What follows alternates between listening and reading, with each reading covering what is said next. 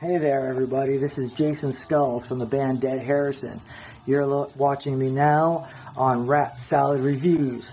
But I'm not here to talk about myself. I'm here to talk about the master himself, Mr. King Diamond. Yes, I consider myself a very big Diamond banger. I've been listening to him ever since Them came out, 88, 89, whenever that was. First time I heard him was Hooked. Pretty soon thereafter, definitely heard Merciful Fate. Realized it was one and the same. Love both bands. Been seeing King ever since with both bands since the mid-90s. One thing that's really cool that I have as a big King Diamond fan is a tattoo of the House of God. And yep, that's the painkiller above it. But we're not talking about Priest today. We're talking about King. So, continuing on with King and seeing him and being a huge fan and everything. One of the times I got to see him was in Queens, New York, some years back in, I don't know, late 90 something, maybe early 2000. And I met him backstage, or outside the venue, really, and got this autograph from him. Got to say a couple words to him about how much, he meant to me. It was an amazing opportunity to meet him. That was so wonderful. Last time I saw him, I actually met his doctor, the one that did his heart surgery. King pointed him out. After the show, I saw the doctor at the soundboard, said hi to him, thanked him for all of us. Just thanked him for giving King Diamond some more life so that he could give us everything he's been giving us all these years. A show before that on the Abigail tour, when he played with Exodus, I was right up front. Got one of these bad boys from Pontus Edberg. I hope I'm said his name right, but bass player. Another thing I got out, one of his shows a few years back was one of these guys, a nice little scarf. Who makes scarves? King makes scarves. You live in New England, it gets cold, you need a scarf, you're going to want a King Diamond scarf. Another thing I got that's really badass is this King Diamond right here from Knuckle Bones. It's, I forget the scale size, but it's an exact replica, and, the detail on this thing is amazing. I love it. It's a really good, solid piece. I actually have number... What's that say? I'm looking at backwards. It looks like it's 732 out of 1777 of these that were made. I got that. Love it. Can't think of much else to say about King and my love for him other than, obviously, all of his albums. Listen to him all the time. Love him. You see, I got a tattoo. Obviously, many t-shirts along the way. Some I just wore the shit out of, don't have anymore. Some went into retirement where I still have the shirt, but I'm never going to wear it again because it's just, if I do, it's going to just fall apart. But, yeah, that's it in a nutshell. Mr. King Diamond. This has been Jason Skulls. I'm out.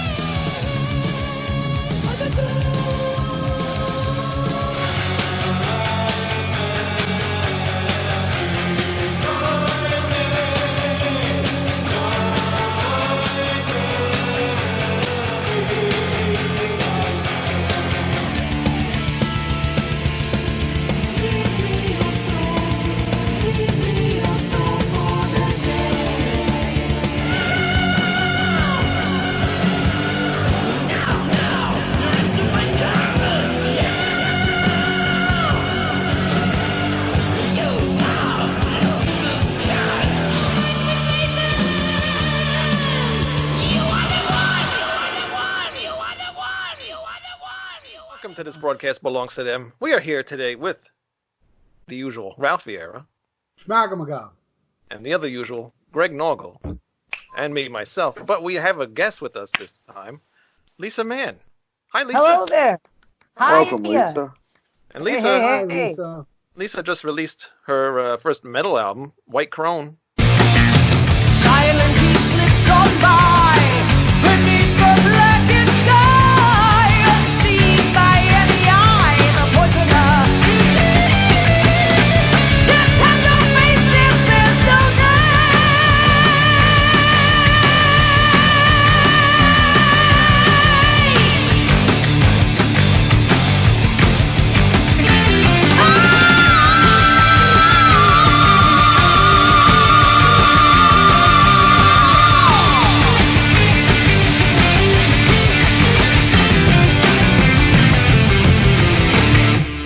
Right? The Poisoner. The Poisoner, yes. Please, Yeah. go get it. Where can people get your CD? Oops, I just That would be whitecrone.bandcamp.com. That's right. Go get it. Yeah. And, So find it at Bandcamp, musicmillennium.com. It's also like on Amazon, iTunes, Spotify, all of that stuff. So add it to your Spotify playlist, please. yes, please do. Please. You will like We it. all, Very and I good. get Has a point- very, oh, sorry. Thank you. Has a very new wave of British heavy metal feel to it. I like it. Oh, Thank I got to you hear very this. much. I told That's you that much day. I sent you saying. the video, Ralph. You'd like it, Ralph. Yeah. I'll definitely check it out. Definitely will. That's Sounds my like jam. it's up my alley. Yes, definitely. But we're not here to talk about your album, Lisa. I'm sorry. No. No, we're here to talk about your shirt, Wayne. That's Shots right. We're here to fired. talk about this band. Ah, Where pressure should dog. I? No, we're here to talk about King Diamond. And we are up to, that's right, we are up to Abigail, the most famous King Diamond album ever, I think, right? Probably. Most popular. I'd say that's kind of debatable with them, though, because, yeah. I mean, you know, they used Welcome Home in Clerks 2. Jay and Silent Bob played it throughout the movie, and I think that kind of led to a resurgence in King's popularity a little bit. That is probably true. But they have not done a Them tour. They have done an Abigail tour. Right. Go figure. Story. That's right. That would be cool, though, if they did a Them tour, but they also have to do Conspiracy, so they make a whole thing about it, you know? Right. They probably won't, though. Who knows? We'll see what happens. If we ever get back to normal life. All right. So, anyway, the album starts off with Funeral. Lisa, do you want to start this off? We are gathered here tonight to lay to rest Abigail LaFay, whom we now know was first born dead on the 7th day of July, 1777. That is right. Awesome. Thank you, Lisa. And the creepy Abigail old- must be nailed to her coffin with 7 silver spikes, one through each arm, hand, and knee, and let the last of the 7 be... crap, what's the word? Put her in the eye. Yeah, drawn through her mouth, I think is what she says, so that she may never rise and cause evil again. And then I think O'Brien says he'll be first, but I don't remember the exact line. Who would be the first? That's right. Yes, that's right. I, O'Brien of the Black Horseman. Awesome In the intro. Danish accent. Really cool intro. It starts off kind of like almost like a Freddy Krueger kind of movie type sound to it thing there. It's really awesome. You know what? It actually makes me think of more that way, and this might be what King was going for a little bit with a more gothic story too. But it reminds me of the Vincent Price intros from the old Hammer horror films, like Witchfinder General and stuff like that. Yeah. Because they used to do that at the beginnings of them old AIP horror movies. That's true. Who's washing dishes behind somebody? That would be me. Probably. Tell him to stop slamming the dishes. Stop slamming the goddamn dishes. Hey, I live alone. It's Tony, Abigail. I can do that Why later. no dishes? Yeah, cut it out, Tony. What the hell? Fucking Tony. Always disrupts the show. Anyway, all right. Anybody want to say anything else about Funeral? It's awesome. I love when he does it live, when he does a little lip sync with the baby doll. That's right, yeah. And he Oh, puts- yeah. Yep, got that's the little right. cough in there. Yeah, that's awesome. And then he sticks the knife right through the mouth of the baby usually. So that's cool. Yep. Shock your mom stuff. Yep. And then we get to Arrival. Hold on here. Sorry. That must be it. That's right. So Jonathan and Miriam arrive at the mansion, and the horsemen show up, and they're giving their cryptic warning of 18 will become 9. That's right. That is right. I love this song. It's such a great opener. And the only thing that was a little weird to me, for some reason, I think like the first notes that King hits is kind of odd in a way to me. I don't know. It doesn't sound like... sounds a little odd. I can't even describe it. It just sounds like he wasn't like, I don't know, almost ready Well- to come in or something. Or it's just weird. You know, that actually brings up something I was going to say later on, but I'll mention it now, Wayne. Is, he sounds almost a little bit transitional on this. He's kind of right between Merciful Fate and then Right. completely becoming King Diamond, which I feel happened on them. Not that this isn't an awesome album. I love it, but you can tell, even as good as this is, he was just starting to figure it out exactly what he wanted to do. Well, You can definitely tell. this is like it's still a continuation of Merciful Fate. The first King to Fatal portrait was, and then this, it was the same band. Basically, it's 3/5 of Merciful Fate. Yep. So, it's still got that flavor to it, and he's still co-writing, but he's also starting to write almost everything. And King Diamond wrote almost everything on this album. There's only a few songs that he co-wrote with Andy or with Michael. So, yeah, it's really starting to become its own thing, and very neoclassical. I mean, there's still a lot of that groove and still some of that, the pentatonic scales and the kind of bluesy, groovy stuff in there, but really neoclassical. And I don't know if that's what Andy Rock brought to the game, but wow, this song especially, it starts out really grand, and then it kicks into double time. But it's you really hear the classical influence on this record. Yeah. Yes. Definitely. Ralph. I gotta say, the funniest story about this song is the very first time I ever heard it. Me and my friends, we used to hang out at this place called Pelican Harbor, where we go and drink liquor and smoke weed. And there were some other metalheads we didn't know that had Abigail, and I haven't heard it yet. So he put it on. When this song came on, the part where King says the coach has stopped, I could have sworn. My first impression, I was like, did he just say the Kotex is stuck? And every time I listen to that song, listen to that part, it sounds like he's saying the Kotex is stuck. And I was like, wow, man, King's getting real vile now, man. Talk about the Kotex being stuck on Abigail, I guess. I don't know what this song is about. But yeah. I will never unhear that. Yeah, that Take was, off on Carrie. You'll never hear Now we're all going to hear it. Yeah. Thanks, Ralph. So yeah, this is a slamming song. I mean, a lot of people point at Abigail as the best King Diamond album. It'd probably be my second or third. No, it'd be my third. But I don't blame people that would say this is their favorite one. Yeah. Because this album is just so coherent and so killer. The very first real concept album King did. Yeah. A lot of thought went into this.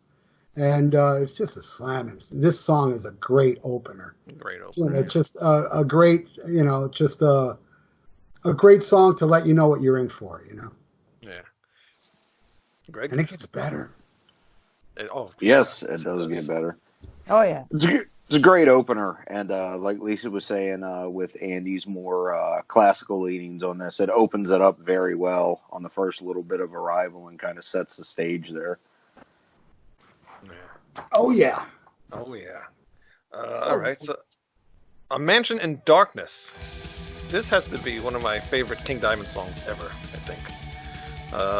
It's literally about when they enter the house for the first time, and the house seems to be alive.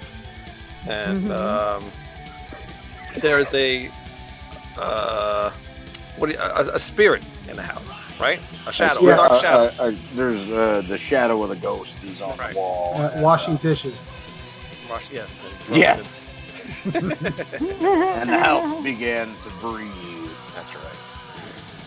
I was trying to read Greg's. Well, yeah, that's why I was that laughing, gave it to me. because I was texting it to you because I couldn't get it to come up online, and I was like writing shorthand. That's why I started laughing when you said it's literally about when they first go to the house. Yes. Yeah. I'm just reading what I'm writing. Reading what you wrote, whatever, you understand. But anyway, we know what the song's about. I love how this song starts off with that, like that ghostly intro. I don't know, what do you call that, Lisa? I'm trying to remember the intro of this one. Wouldn't it be like with the, I with the listened to it volume again knob of Yeah. the guitar? It like starts off low and then it gets louder. I don't know what you call it. Yeah. I don't know what do you call that? It's like a ghostly type effect kind of thing. I don't know. A crescendo. There you go. That sounds A like crescendo. it. Perfect. Yeah. But I love that intro with the guitars, with that high guitar note that they hold in, and the drums kick in, and it's a fast song, like a galloping beat on it. It's just a really cool chorus in this song as well. Oh, the chorus is very melodic, and you hear this. There's this kind of like in Gypsy, the song. I hear the gypsy wagons, and it's like the boom, boom, boom, boom, boom. This 4/4 kind of a thing, and you hear that through, even the old Merciful Fate, and through this. And that makes an appearance again. And that's like this thing that's kind of unique to Merciful Fate and King Diamond. And it's groovy. It's kind of groove metal in a way. And you hear that again in this song. And it makes an appearance later on in the record too. So it's got these like Merciful Fate-isms in there. So, and like I said, basically this is still Merciful Fate, but it's becoming more sophisticated. It's becoming more proggy, a little more classical, a little more sophisticated. Now, who do you think is a better team? Because with Andy and Michael Denner, I think in some ways they might have been better than Denner and Hank Sherman. Well, how do you guys feel? I mean, because they're doing these first two albums that King Diamond has done, they worked really, really well. As far as like straight ahead, progressive and technically, yes. But I lean toward more Denner Sherman because of the organic nature of the But if you're into the precise, technical proficient, then of course it'd be LaRock and Denner. But I like the more organic nature of Denner and Sherman on those early Fate albums. Yeah, it was more raw. Yeah, right. Yeah, definitely more raw. That's true. Great. And they were just as in tune with each other because they grew up playing together. So that's part of the magic of the Merciful Fate albums. I really love the razor sharp choruses in Mansion of Darkness. The way he sings it, he delivers it. It's so, I don't know, it just cuts you, you know? And he uses a lot more, a lot more voice changes on this song too. Yeah. There's a lot of different, like the growling type thing, and this, more of the yelling stuff. What did he happen to do, but with characters? I'm not sure. I'm trying to remember. Is he playing characters throughout the song, yes. or he changes his voice? Mm-hmm. Right. He's just not quite as defined with it here as he was when he started, like Grandma and Missy. Yeah. It's still pretty hammy. I mean, there's some hammy shit on this record, and I love that because he's just fearless. He's just totally uninhibited, So if he does a woman's voice, he'll do a woman's voice and do a demon's voice, and It's like my favorite lyric in the song is actually when he yells, "Alive!" Yeah. Greg, what do you think about Mansion in Darkness? This is my favorite song on the record. I love the whole thing from beginning to end, and definitely one of the best solos on the album too. Oh yeah, Butts Round. Yeah, I think this is really where you feel how strong the story is, and it really starts to come together and pick up speed. And that 4/4 beat is probably my favorite part. Like, it sounds like Merciful Fate. Yeah, it just makes you bang your head. Yeah. I agree. It's my favorite off the album as Good well. heavy metal. Yeah. Oh, that's cool. Very cool. Ralph, anything else? No, yeah, I just pretty much said, the verse is my favorite part, where it picks up to. Yeah. But the chorus is awesome, and the whole thing is awesome. But as I said, I just love that bitey type singing he has. The vocal melody is very choppy and killer, man. I love it. The Family Ghost. Actually, I believe this also became their first video. Yes, it was. Oh, yeah. Oh, yeah. Yep, and by the time they did the video, he had already changed his makeup to the Them makeup, actually. Right. Oh. Yeah, I think that was around the time Gene Simmons was threatening to Gene filed the suit or was threatening it during the tour for Fatal Portrait. Yeah. By the time the lawyer got around to issuing the letter, it was like mid-'87, and King was already really getting ready to move on to the next album anyway. Right. Yeah. But they ended up changing it before they shot the video anyway. Yeah. Not by much, though. They added that stupid 9 on his forehead, too. It was kind of... It's not any worse than the eye patch. I mean... Well, you gotta admit, the eye patch was cool. Yeah, you gotta admit, the 9 was distracted by him eating chicken in the video.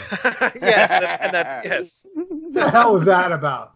What the hell was the whole video about, really? Here, King, eat a chicken. So look. It was like he stopped at medieval times or something, during the video. But, well, I mean, America, Colonel Sanders, KFC, maybe in Denmark it's Count Lefay. Yeah. Well, in Norwegian Denmark, fried chicken. Yeah. I guess in Denmark they don't cook it either because that looked raw when he was eating there. Chicken sushi. Yeah. As long as it's not a bat. Just don't eat the bat. Please don't eat any more bats. No more Too late. bats. Who would have known? Yeah, it's Yeah. fantastic Great song. Of course, Yeah. my favorite line, beware of the slippery stairs. Oh, yes. And break your neck. And break your neck. That's always the best part. Like everybody that watched that on MTV that had no idea who King Diamond was, seeing that video for the first time, they must have been like baffled. Right. What the fuck am I watching? With the laugh after the slippery stairs and stuff, they're like, "Wow, what the hell is this?" Then you had that Jester guy dancing around too, and then everybody's dressed up in all the weird costumes, and there's people dancing. There's like a wrestling ring, I think, or something in the middle of the video too. And King wasn't impressed. He was like, "Yeah." No, yeah. What a video! Yes. The Had nothing funny to do with part, the story. the funny part not at all. about that is I was watching this interview with him earlier, and they're talking about Hamlet and the Halloween picture disc, and they said, "Oh, but he was only the Prince of Denmark," and he goes, "That's right, I'm bigger than Hamlet." Yeah,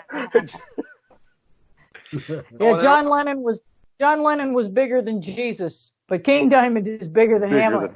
That's right. And we see what happened there. Yeah. Oh, and the other thing I hated too about that video is they cut the song short. Yeah, but you know why? If you want to look it up, I know those final lyrics they kicked out of it has something to do with suicide or death or something, and I have a feeling that's why they did it, because the subject matter of the lyrics they cut out of the video, you know how it was the satanic panic back then, and censorship. Yeah. Whatever those last, if you want to look up the last lyrics, what they cut out. Yeah, what they cut out is what the Horsemen, or not the Horsemen. Jesus, this is the Count spirit talking to him. Yeah, the last thing the Count says, I'm looking at it right now, is the spirit of Abigail is inside your wife, and there's only one way you can stop the rebirth of evil itself. You must take her life now. So See, I can see how that got cut out of the video. You got to take kill your her life. wife. Yeah. She's possessed by an evil baby. Okay. Yeah. Don't take this seriously, kids. Yeah, don't do this. Don't do this at home. Don't try this at home. That's a big no-no, but Madonna can get impregnated by a ceramic religious figure in church at that time. If you remember that video, that's okay. That's fine. Man. I thought that Madonna, was she a could do Pepsi commercial for some reason. But Yeah, back then the Satanic Panic, man, that thing was real. I actually had a friend who was into Merciful Fate and King Diamond and all this kind of stuff and Halloween and everything. And his mom took his records one day while he was at school and dumped them in a garbage can, poured lighter fluid on them, and set them on fire. Yep, because Satan was coming into her home through his, Merciful Fate records. well, I know somebody who'd be spending Poor their kid. last days in the worst nursing home I could find. But,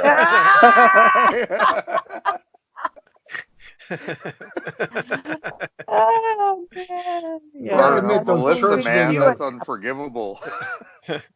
Those church videos back then ruled, though. You gotta admit, with those preachers holding up records and playing them backwards. Oh my God. I mean, it's ridiculous. It's ridiculous in retrospect, but it's also awesome. how these people are so freaked out. What was great about Merciful Fate, King Diamond, you just play it forwards. It's Yeah, satanic. you didn't have to play it backwards. Save yourself trouble. I mean, they found stuff on ELO records, Styx records.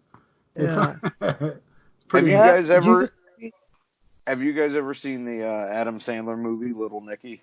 Yes. I don't know. Well, the demons that come up to help him, he's trying to play him this Ozzy record backwards. He's like, "What do you think he's saying here?" And he goes, "Absolutely nothing, dude.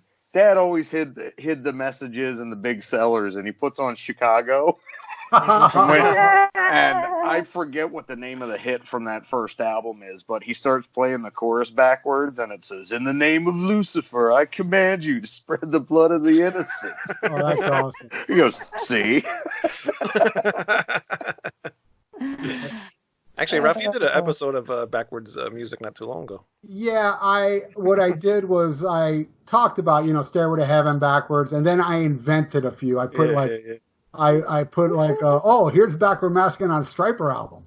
And then when you play it backwards, I put some of the dialogue of The Exorcist, like, "Stick her cock up your ass, you motherfucker." In hell. That's what you hear backwards on a Striper album. And shit like that. Funny shit like that. Yeah. And I Was Made for Loving You. If you play it backwards, and it's Paul hitting on you.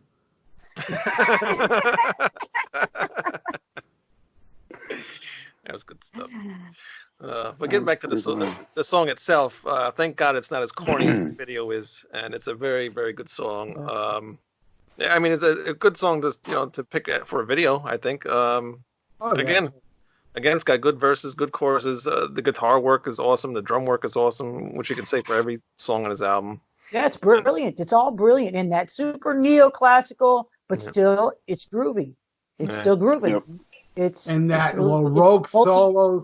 Oh my God. Oh, yeah. That signature. Wow, wow. Oh my God. Yeah. This shit's amazing. There was a thing that I read up about this song that he did an interview. At the end of the song, it is a song, Greg, right? Family Ghost. Yeah. At the end of the song, he ended up recording. I guess what was at the end. Some of the lyrics. What was the lyric? Do you remember? Something about stillborn. Like when at that part where he repeats it. Still At the end of that, it sounds like it says. That's right. Stillborn. Yes, and he says that like 2 or 3 times, and then after that, there's like some kind of weird sound. Yeah. And apparently, he never recorded that. Oh, it's just like a ghostly figure. That's it's it sounds like it's like reverberating back. I don't know, like a demonic voice. It's weird. Yeah. So, the 7th day of July, 1777, I think we were at. Thank you. You could have kept going with that, and that's what we are on.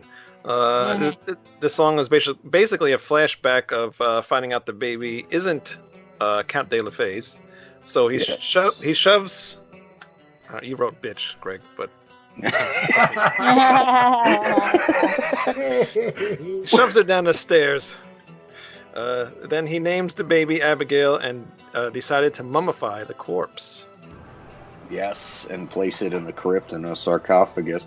Yeah, I wrote bitch because I was stoned as I was reading the lyrics. And, it starts off, Count LaFay uncovered his cheating wife, 9 months of loving and sharing. Oh, it was a bastard child. How could I have been so blind? So, yeah, he's going to shove that bitch down the steps. That's Greg's shorthand. Don't push the bitch down the stairs. Wow, you nailed it, girl. That was awesome, Lisa. It was. Oh man, I sang along with all this shit. That's what I did. That's how I learned to sing, is just singing along with my records. And I drove my mom insane singing along with King Diamond. Oh yeah. Your next Facebook Live, you're gonna have to do a King Diamond cover. There you This go. one. We'll do 7th day of July. Or we could just get her doing a little bump of Grandma! Yeah. Welcome home. Well, this song, man. I mean, he's just all over the map. I mean, he's always using like the full vocal range of any human being alive, and he really does it in this song. From the growling and up to the high notes, and it's just really hammy. And the whole song is it's insane. It's super proggy. It's like in 9/8 time. The first section of that song is in 9, and it's kind of mathy. And Andy LaRocque co-wrote this song. I was looking at the liner notes. This is one of the songs that they co-wrote together. So I mean, Andy probably is mostly responsible for the intro. Because a lot of this still just sounds like King Diamond. To me. Yeah. But it's like all. What I love about it's like when I went to music school for a year, they would have you do arrange a song. And so you'd listen to a song in the class, and then you put, here's the A section, here's the B section, the verse, the pre-chorus, the chorus. And so, but I actually went into class with a Merciful Fate song. And What it was song? like, so one of those, I can't remember what song it was. It was probably, I don't know, when they came back together and did a record. In the Shadows. It was like In the Shadows or something. And so it was like one of those songs it's like it's A, B, C, B, D, E, F, G, H, I, J, K, because there's all these different sections that they write. They're just these little instrumental bits. And it's like, it could be like 500 songs in like one song. You could take any one of these little riffs anywhere in this album and just repeat it over and over again, and it'd be a great song on somebody else's album. But they just have all these little nuggets, man. So it's all that, multi-movement stuff that's on this record. And it's just brilliant. It's just brilliantly written. And, you could just write a whole, thesis on just this record alone. Right. Yeah. It's another one of my favorite songs. Again, a lot of great catchy stuff in this song. Just the vocals and the lyrics and everything, and great chorus. I love this song. It's just I love the whole fucking album. What else can I really say about it? It just works. At least I said pretty much everything already, so it's like it's hard to add to that because I feel the same way. It's just I a have great something song. to add to it. Add to it, please. My do. favorite line. I'm dying here. I always got the favorite line. No bastard baby will inherit what's mine. Will inherit what's mine. Love it. My favorite part is actually when he sings in 1777 on the 7th day of July, because he does that so smoothly and so well with the inflection on his voice. It never trips up and it comes out beautiful. Yeah. He sang what he wanted to sing, and he worked it into the song perfectly. Yeah. Not to get morbid about this, but a sheer coincidence. On this year, on 7th of July, my friend's father passed away, and his name was Jonathan. It was wow. very eerie. I remember it was like, wow, today's the 7th, and the album. When did this album come out? 87. I mean the month. October 21st. All right, then it was 88 when his father died, and it was on the 7th of July, and his name was John. Joe, stop licking me. Get out of here. Tell your roommate to knock that off. Yeah. Yeah, that's a dog. Yeah. I was going to say, if it was the roommate, put the camera a little lower. Like dog People- my eye. People listen to the podcast like, well, who the fuck's licking who? It's a weird show. Yeah, all right, so that's Sugar. She kind of looks like a ghost. Hi, Yeah. buddy. great ending to side one. It's just awesome. And we're actually going to have an interview right now with Sean Peck, right, Greg? That's right. Right on. That's right. This is actually Abigail right here. Sean Peck's first King Diamond album, and he loves this album a lot. And he's going to tell us some stories about that, as well as his other project, bands. I shouldn't say project because he hates that, but other bands that he has going on right now as well. Mm-hmm. So we will see you guys next time. Bye. Later. Smack him a god. Later. Let's see. Welcome to This Broadcast Belongs to Them, Sean. We haven't seen you in a while. Yeah, tons of stuff to talk about. Oh my God, we haven't seen you since you put out the Three Tremors thing, which we just re-released as a 3 solo version album thing.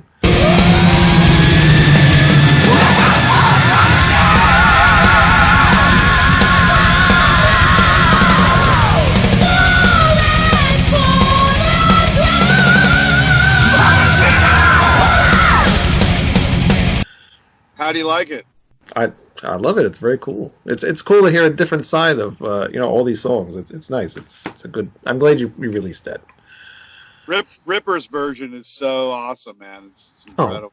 Yeah, you're all good though. So it's awesome. Well, I mean, I'll have to I wasn't check going that to toot out. my own horn, but my version is fucking amazing too. Come on. It's probably the best. I took everybody else's out and I just left yours in there. I think I. But then, then you re-released the one of the Cage albums, 2 of the Cage albums, Science of Annihilation, and one of my favorites, Darker Than Hell. Darker Than Black on Darker Than vinyl. Black. What did I say? Hell, Darker Than Black. Yes, on vinyl. I had to have that on vinyl. That was my first album, and that was of yours. And I had to get the vinyl. Awesome. Some say our best ever, but I still Science of Annihilation is my favorite, and that's why when Dave suggested we remix that, I was just like, yeah, let's do it. And people love the way I just got like 2 guys go like, dude, I can't even listen to the old version now. Like they're like ruined. Like, dude, I can't even put that thing on anymore. Wow. Yeah, it did have like a little bit of a strange mix, but either way, it's still they're both awesome. That was the first one we self-mixed, and we didn't know what the fuck we were doing. So, Yeah. now we've. Well, I should say, Dave, when I say we, I mean Dave. I just go in and go, yeah, it sounds good, dude. Turn up the vocals. But I mean, we re-recorded the drums and some guitar, So Right. It's not just like, oh, we remastered it. I mean, there's a lot re-recorded, and it's a remix and a remaster. So it's that's why it sounds so cool. Oh, really cool. All right, so everybody go out and go buy that. Science of Annihilation Re-Annihilated. That's right. And it can be found on your website, cage.com, right? Or cagemetal.com. Cage Heavy Metal. Yeah. CageHeavyMetal.com. That's right. Or SteelCartel.com's got links to everything. Okay, cool. I will put that in the show. Well, why we had you on here is because, we do a King Diamond podcast, and I want to know what got you into King Diamond, because you're a huge King Diamond fan. But you are also involved with some of the people involved with King Diamond or Merciful Fate, whatever. And so I just want to talk to you about all that stuff. So this is the King Diamond podcast. This is the King Diamond podcast. Yes. I'm probably the best guest you could ever get for this thing. I have so many secrets. Some I can share with you now. Others I'm not allowed. I can't share for a little bit longer into the future. But how did I get into King Diamond? I was I was a late bloomer into heavy metal, kind of like second half of my junior year in high school. I was in high school in Alaska, Right. and it started with "You Can't Kill Rock and Roll," the song by Ozzy on the Diary of a Madman album. Something about that song, man, just freaking. That was the one that brought me in.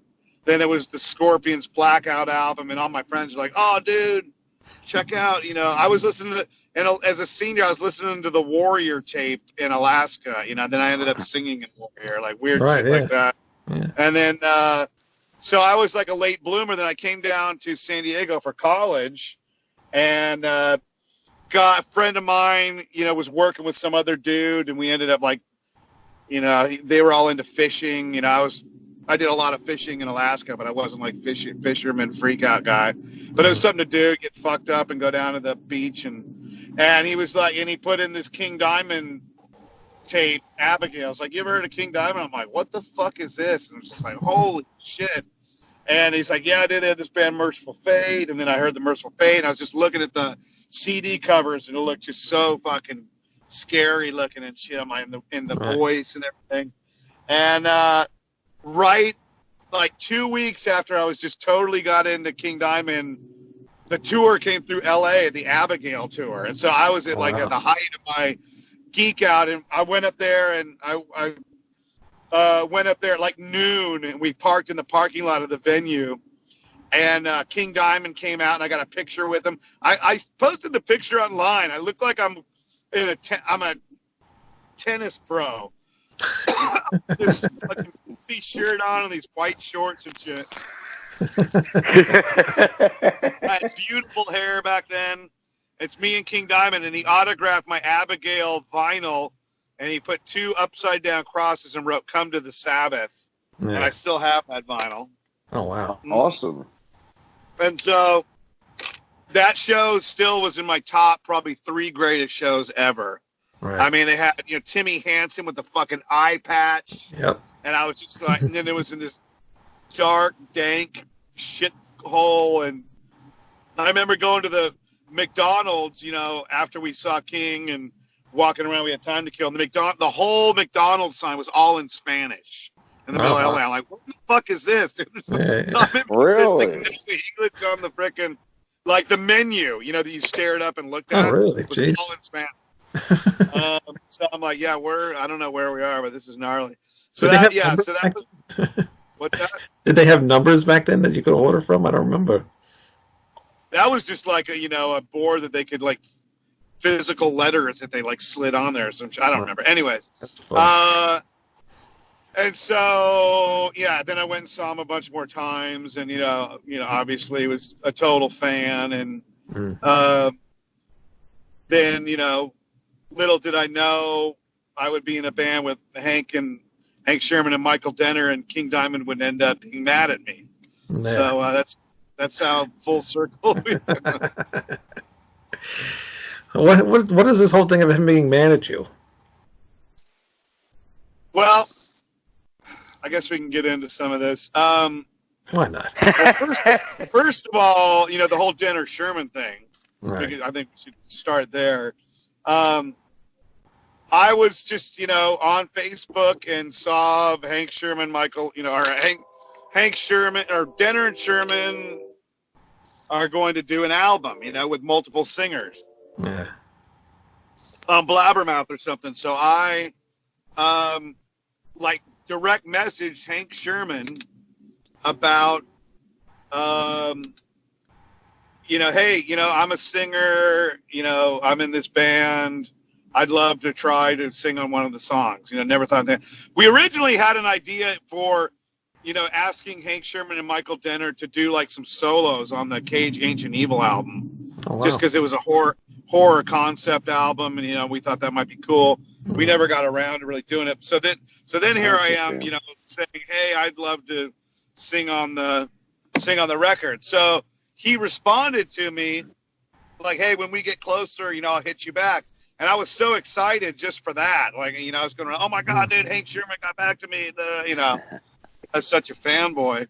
And then the couple months later, he's like, hey, are you still interested? I'm like, yeah, for sure. So he sent me the track which ended up with being Satan's Tomb off the EP. Mm. You know, the first music video. Yeah. And like he sent me another one, and he said, "Oh, try this one. This one is what Dave Mustaine was going to do. This one before things got weird." Okay. I don't think anybody knows that. I'm gonna break some news. Break some news, please. We need some news broken on this. Yeah, show. we need some news. Get you guys. I want to get in trouble with Blabbermouth. I need. Yes, we have to if get on if I say something about Trump, maybe I can get on Blabbermouth. It's clean today, so you can say whatever you want. I'm not tired of winning yet. Anyways, so basically,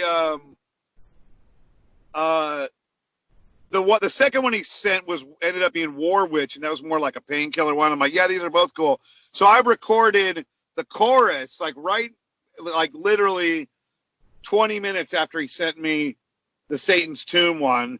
I recorded the chorus idea and sent it to him right away. Right. So he had, I think within an hour, he had, which would end up being the chorus for that song. And I was just like, oh man, I hope, just please, on pins and needles. And then he wrote me back. He's like, hey, do you just want to do the whole EP? Right. And I'm like, yes, I want to do the whole. Yes, you don't need anybody else. I will do the whole EP.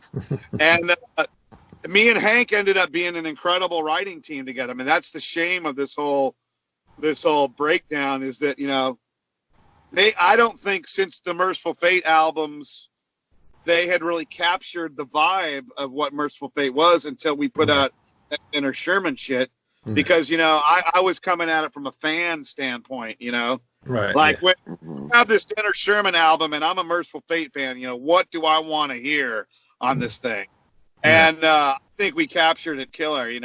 Hank and I ended up being, I would get him stuff back, and I started a bunch of those songs with just my vocal ideas, which I don't think he was too used to, and so we were killer. We had a bunch of leftover stuff and alternate versions of the songs and shit. We did some shit. The last show we did was a festival in Norway, and we had just gotten where, I was like, oh, dude, now we're badass live together. We were at that end of the show, we were just fucking lethal. And I'm like, oh, this is going to be sick. And then, people took their time. I was doing other shit. Hank's like, I want to do a solo record, which no one gave a shit about. And he's done a few of those. I was working on the Tremors and the new Death Dealer. I'm like 2-3 albums a year kind of guy, high productivity. Yeah. And so fast forward until now, and I got we kind of were talking with an agent about doing a Denner Sherman tour in the U.S. Right. And and so I called up Michael and I go, hey man, I got a way to do this tour. And he's like, and Michael was in a whole new mindset. He's like, man, I've been playing my ass off. I'm ready to go. I want to do before he was like, the U.S. He wasn't really into it. Right. And he really flipped the script. And now he's like, yeah, let's do it, man. I'm fucking all in. I'm going to call Hank right now. So he calls up Hank and he hits me back and he's like, oh, well, Hank says he's got something coming up and he's going to be busy the whole year. I'm like, the whole fucking year? What the fuck could you have you're going to be busy? You don't have 2 weeks out of the 52 that you can break out? Right. So, because the furthest thing from my mind was a Merciful Fate reunion because Michael Denner would have known about that. Yeah, you would think so. I go, maybe he's getting back into Volbeat or some shit. And then, Hank emailed me a couple times. To the news comes out. I'm like, okay. So then 2 weeks goes by, and then this Merciful Fate reunion news comes out with no Michael Denner, and I'm just like, what is this? This is fucking outrageous. No. Yeah. And the way they rolled it out was so shitty. Like they didn't even address the Denner situation. Like no one's going to notice, Right. Yeah. Whoever's doing their publicity and marketing is a fucking joke. Yeah, right after we did an interview with him, it was released that he wasn't in the band. It was it's funny because I share the same sentiments as you, Sean, and there were just like these super fans coming back at me on Facebook, like, "Oh, fuck you, man! As long as King's there, it doesn't matter." It's like, no, it's fucked up, and Michael deserves to be involved in it. Michael, right away when I saw it, I'm like, just what in the fuck? And the way it was, I won't get into all the details, but the way it was handled was very It was not cool. I could get into. Yeah, well, Hank was working with Michael on his album cover, for his new album and everything. So it was kind of weird to hear that they didn't talk about it.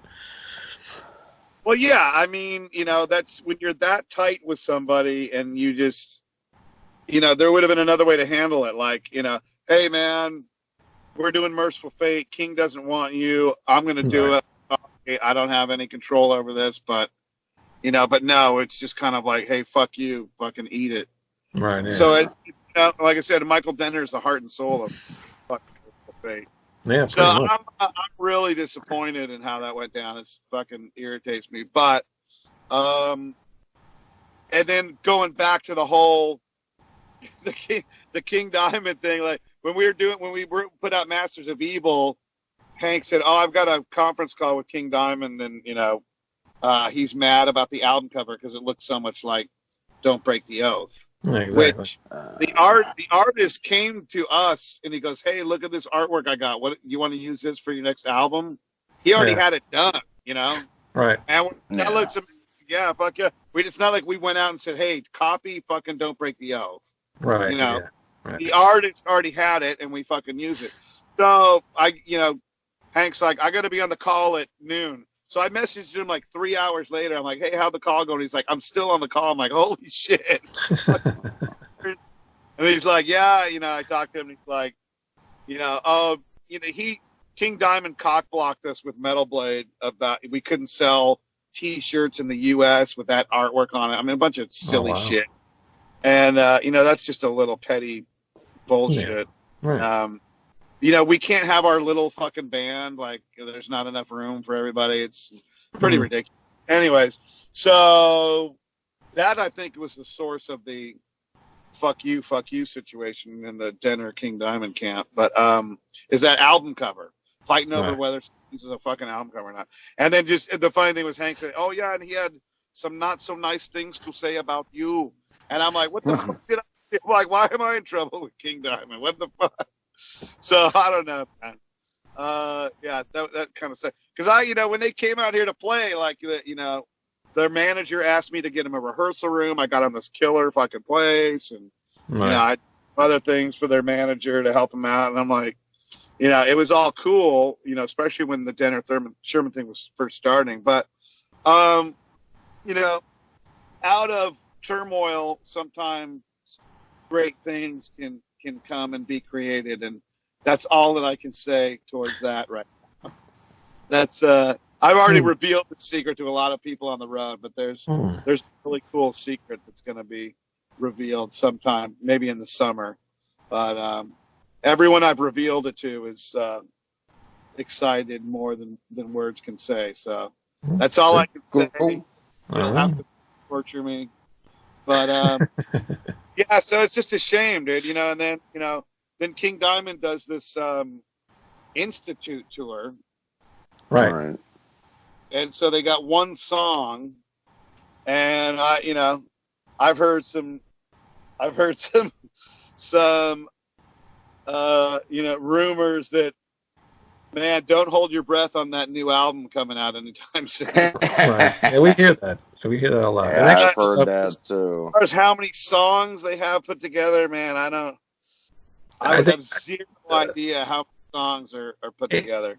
Yeah, Andy and Pontus just did an interview with Neil Turbin, the old Anthrax singer, and he brought that up. He brought about the Institute song, the Masquerade of Madness song, and then he asked about the new album, and Andy kind of answered almost like he didn't know what was going on. Kind of, it was very weird. I don't know if you watched that interview or not. No, I mean I got some really some real. He didn't know what was going on because I don't know what's going on. Right. Yeah. I don't know how that's just the way they roll shit out. Like, here's the artwork. This is the name of the tour for the new album, and there's the new album's nowhere in sight. Like, I should do that. I should just get some album cover artwork, record one song, and go fucking tour on it. Why not? But I'm not King Diamond. I'm not beloved by all the metalheads. So what am I going to do? Hey, it might be the new way. It's 2020, so it might be the new thing to do now. Yeah. Yeah. Single. Yeah, We why call not? it an album. Right. So Exactly. I don't know, man. I think as a fan, it's just really shitty how they put it together. No one's, they're playing festivals and getting paid big money, and but I don't know. They're probably going to work on a new album, from what Hank was saying. I would think. I will be very interested to see how. I don't know how long has it been since the last King Diamond album? God, 99. 2007. Or is it 2000? No. Oh, Give King Me Your Diamond? Soul, Please. Oh, yes, came sorry. out in I'm thinking 2007. Merciful Fate. Merciful Fate, it was 9, and that was 1999. But 2007. So we got 13 years since the last album. Yep. That's as long as it took for one of those Cage albums to come out. Fucking smoking crack. What are you talking about? Have you ever heard of Pecktober? Yes, I did. That was 3 albums, 1 month. I know. I remember that. And they were all fucking masterpieces. So Yep. step back. So yeah, man, it's since I'm kind of bitter about it, I'm gonna be really have a keen ear to any new songs that come out, because like I said, it's just a shame. Hank and I could have ended up being, I think, I'm not tooting my own horn, but we wrote 12 songs and they were all pretty badass, and we had, we were continuing to move forward with it, and but now there may be something to compare their new songs with some other song. Give us a little hint. Come on. I want to tell. Oh man, it's Come on. Let's break this on Blabbermouth. Come on. I can't. Right I know you can't go that far, but yeah. I mean, me, man. I'm the idea. I'm always got ideas, and there were other people that happen to have the same idea at the exact same time as me. It was really weird. So, like who? It's gonna be cool when we can talk about more stuff. But I will. I got a real competitive spirit when it comes to this stuff. So, Of course. even Yeah. though I'm in the minor leagues, I still like to compete musically with whoever is at the top of the mountain. I don't blame you. And do it well, mate. Do it well. That's right.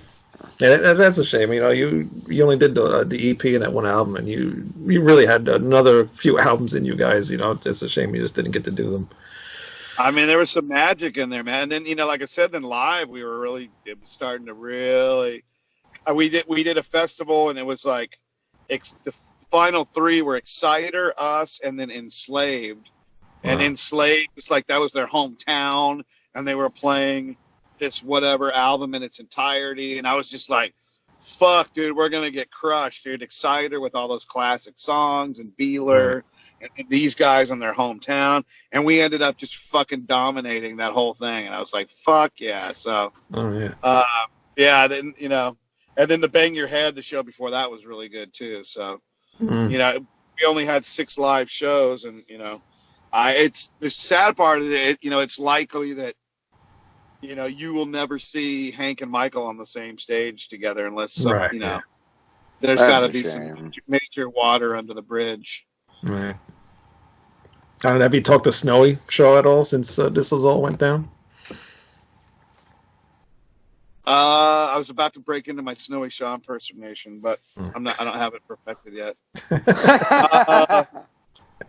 By talking to Michael and everything, metalheads are like these warriors, these strong warriors. And then they end up being like a bunch of pussies instead of warriors. That's pretty good. That's pretty good, Sean. Yeah. My Hank Sherman person, no, this riff is not evil enough. No. Every time I call Snowy, I just go, he answers the phone, and I go, no, and he just starts cracking up. I got a good Michael Denner impersonation, like, oh, this is big scale. This is not normal. This is big scale. That is really good. That's close. When we had him on the show, we could do Halford. We can go. Thought he was like to thank the metal community. Anyways, very good. I'm sorry. I got to work on my Halford. Yes, you do. I used to have a great Joey DeMaio too when we were all in that whole Manowar thing, man. I had Joey DeMaio down really good. I got a Ross the Boss. Go ahead. I'm playing on stages that suck with bands I hate. It's a disaster. Who does this? It's a disaster. All right, that's a really good Ross the Boss. It is very good. Let me hear you, Joey DeMaio. He gave us, when we were Cage, he was going to sign us and make us the biggest band in the world. And Magic Circle shit. Yeah. I think that broke up Rhapsody. Yeah. And he sat us down and gave us this big, I wish I would have recorded it. It was so fucking epic speech he gave us. Like, you're nothing better than a bar band. You're barely better than a fucking bar band. Anyway, somebody gave me a helping hand. I can't, I'm fucking choking on it now. And I'm going to do the same to you. It's not very good. I haven't talked to him in so long. I haven't told him to fuck off in so long. The last thing that I did is I asked him, we were arguing, I wasn't really a big Manowar fan, so I wasn't in awe of this dude at all. And so we got in another fucking argument because he was going back on all the shit that he promised, like as usual. And I go, let's go to the ATM right now and pull out our fucking ATM slips and see who has more money in the bank right now. He's like, Sean, that's not very mature. Fucking right. Anyways, we got to. I can't. I'm getting off the King Diamond topic. I forgot this was a King Diamond. Yeah, you're getting off the King Diamond thing. So what's some big juicy news? I mean, like what's some behind the scenes stuff that probably nobody knows about? I can't tell you. Well, not what you're possibly doing next, but any other things that people might want to know. Well, I love the Agent Steel drama. That's just fascinating. Have you been following that?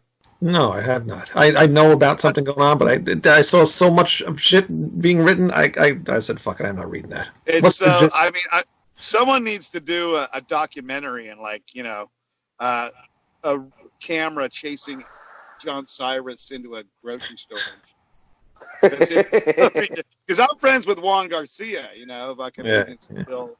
Yeah. And so anyway, I don't know why I'm even interested in it, but somehow I just got interested. I've never met this dude or anything, but he's our booking agent booked a whole tour for them, and they were telling us what a fucking disaster it was, and him calling them up, and I can't give you a picture, we need a picture of the band for the promoters, and I can't give you that because someone will put a curse on us. We can't have a picture of us out there, like shit like that. It was just it's fascinating, man. Wow.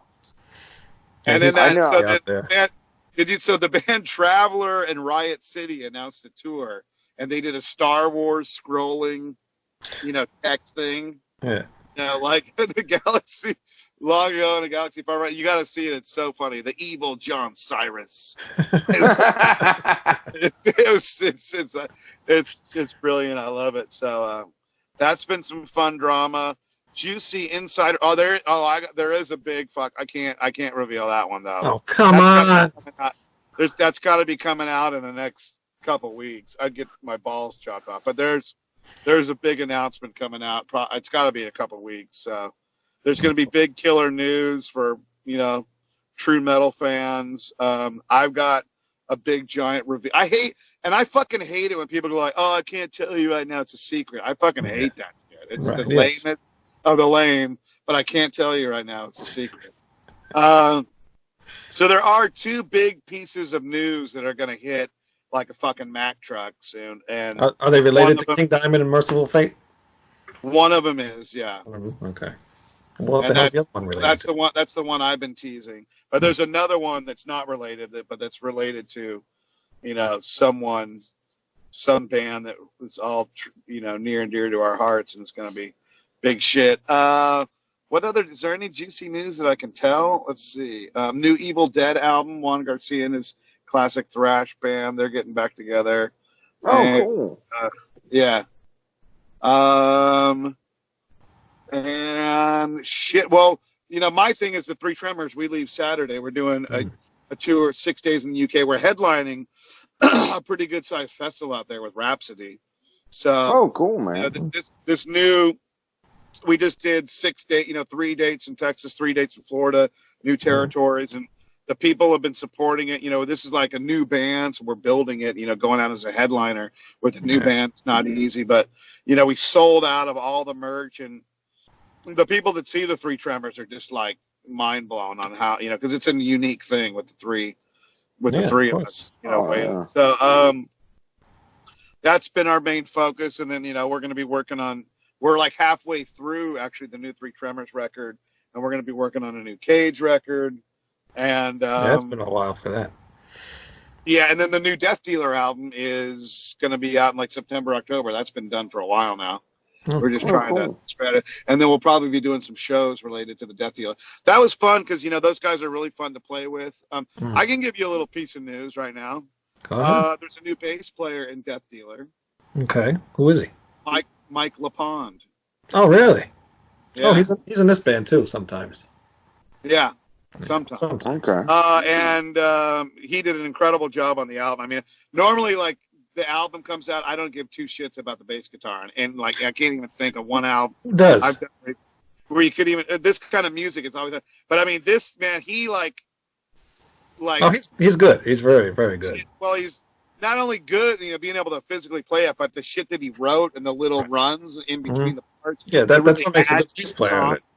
It's more when you see a bass player just sitting there hitting one string and then and do nothing. But like Mike, he's all over the place, so it's good. Yeah, he added some really cool parts that really made the songs better. So like, that's a new experience for me. So that's a little breaking news, man. So I got all kinds of stuff going on. We're just the secret thing is there's a lot of gearing up for that, and there's a lot of moving parts. And when we're ready to announce it, I mean, we did, when the Tremors went out to Copenhagen, Snowy Shaw came down from Sweden. I saw that. And we played, what did we play? Evil and, Evil and Black Funeral. No, Black Funeral and Curse of the Pharaohs. Fuck, what am I? Oh, cool. Oh, cool. So that was really cool. Packed house. Actually, dinner too at one point, didn't you? Yeah, it was Denner and Snowy. Oh, Dinner and Snowy. Okay. And then like a couple months ago, and they have that ultimate jam at the Whiskey in Hollywood, and Pete Black came out. We did Halloween and Evil. Nice. Nice. So that was cool. That was in packed house at the Whiskey, and Wow. I'm sure about somebody's calling him again. I'm sure a lot of people were excited about that. yeah. Can you hear me? I hear you. Yep. I'm sure a lot of people were excited about Pete Black because a lot of people probably haven't seen him in a long time. Yeah, so that was cool, and that was a Halloween show. Yeah. Oh, cool. I had to do my King Diamond impersonation, which kind of worked. Now, how'd you get them to come on the show? Did you obviously you had contact with Denner and Snowy, but what about Pete Black? He just appeared out of nowhere. I can't really say anything more than that right now. Well, did you DM him on Facebook and say come down? We have common friends, Right. and he was going to be in LA, so we kind of hooked up, and we really hit it off. He's a cool dude. Like I met him, I didn't really know him, but we ended up spending a couple days together and hanging out. So yeah, we really hit it off, and have a lot of similar philosophies on stuff. And you want to talk about dude? So that guy, knows about the Merciful Fate thing from the beginning. Yeah. He's got the untold stories that there's a back history to Merciful Fate that I've never heard anybody talk about. Really? And we had him on the show. We didn't really talk about Merciful Fate. We talked about his King Diamond stuff. Well, but he was in that. They wanted him for King Diamond. Yeah. when King Diamond first started. He kept saying no, no, no, and he got Andy LaRocque in it. You know, Mickey D was in his band. Yeah. Geisha, you know, and he's like, "Oh, come on, I'm going to join." And he didn't want to join, but he's, you know, one day maybe I'll talk him into getting back on the show because he needs to tell some of those stories he told me. Because I was just like, "What the fuck?" So there's a real deep, untold, you know, early years King Diamond stuff that he knows all about. And you know, him and Mickey D and Michael Denner were like the Three Musketeers in Copenhagen back in the day. They were just fucking partying every other night all over Copenhagen, like ruling the night, you know. And he's just like, you know, Hank was never really around. Like, you know, we were all hanging out and like we never saw Hank anywhere, you know. Yeah, he seems to be like a little strange, you know. And that's a shame because you know he is a little bit of a recluse, but I bring out the fun in everybody, man. And we were all having a good time, man. He was laughing, and you know they're like, "Oh man, you really bring Hank out of his shell." And you know, I was getting him to crack jokes and shit, and you know, so it was a cool vibe. And one time though, Hank and Denner did get in a big fight, and it was in fucking Copenhagen. Danish. And we're like sitting there, like, oh, me and Mark, the bass player, like, are these guys fighting right now? And then all we heard was, no, Sherman. I'm like, wait, what? Sherman, what the fuck? And then, like, the band broke up for like a couple months, and then thank God they fucking patched it up. I was like, fuck. Wow. And they get in a big fucking fight. But yeah, they patched it up, but now here we are again in this bullshit, you know? Yeah. You took Steve Grimmett out with Three Tremors. Are you going to do anything with him at all?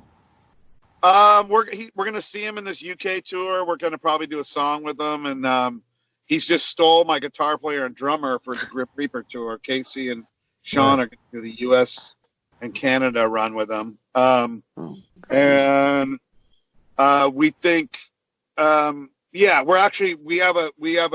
a Three Tremors vest we're presenting him with at the show as an honorary member of the Tremors because, you know, he filled in at the last minute for us and really helped us out. Super cool dude. That's kind of our thing with the Tremors. We have, like, whoever's in town, we have them come up and sing with us. We just had Wade Black sing Killer with us. We had Mike Stark, who's in this band Stormburner and Sweden Killer album, Stormburner.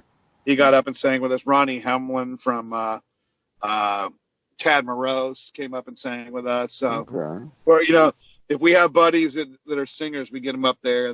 We got this drunk guy the last night come up and sang "Breaking the Law." It was fucking hilarious.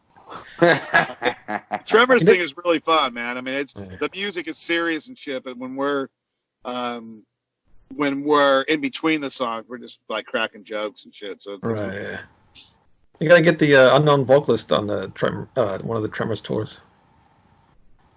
That's like I said. That's the only way I was going to get in the Tremors is if I started. That was the only way I was going to. You know how that band is. What else was I going to ask you? All right. Oh, so we talked about King Diamond. So let's get back to King Diamond a little bit. What is your favorite King Diamond or Merciful Fate song? What's that one song that really like got you hooked?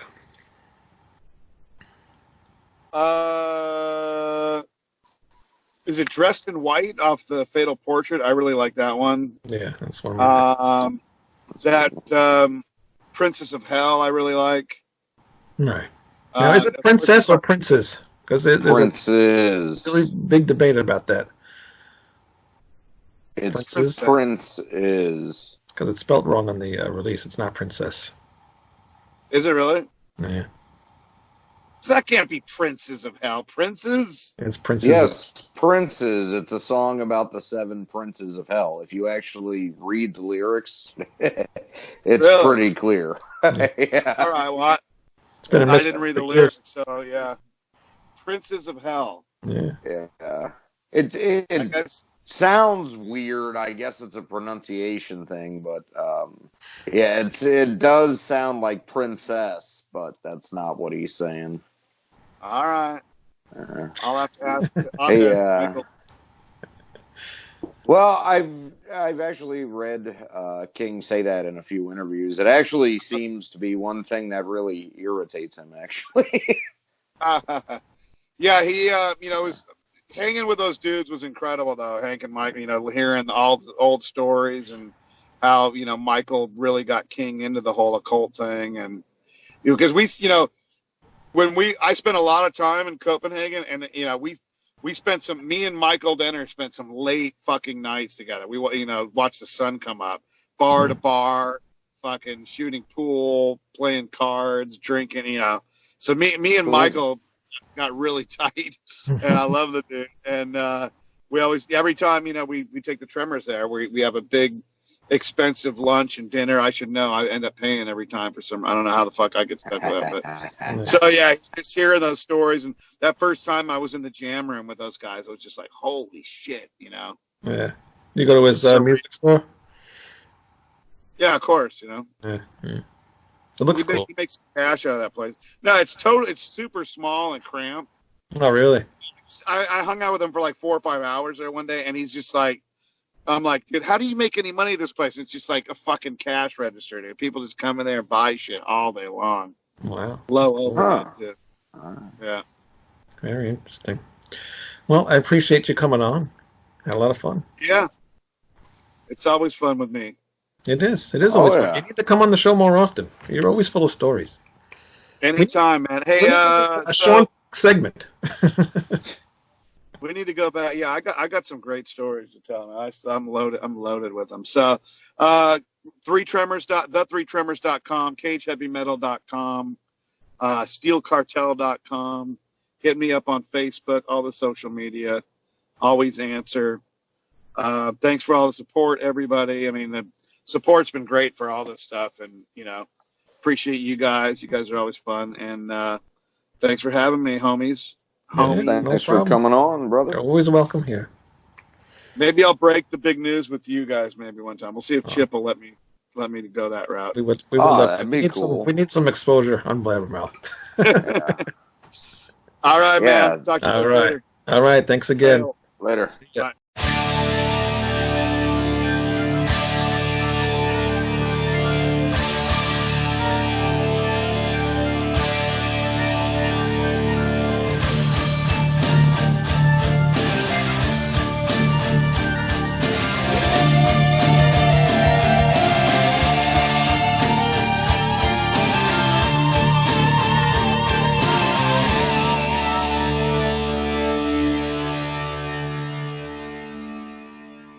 Looking for some new podcasts to listen to?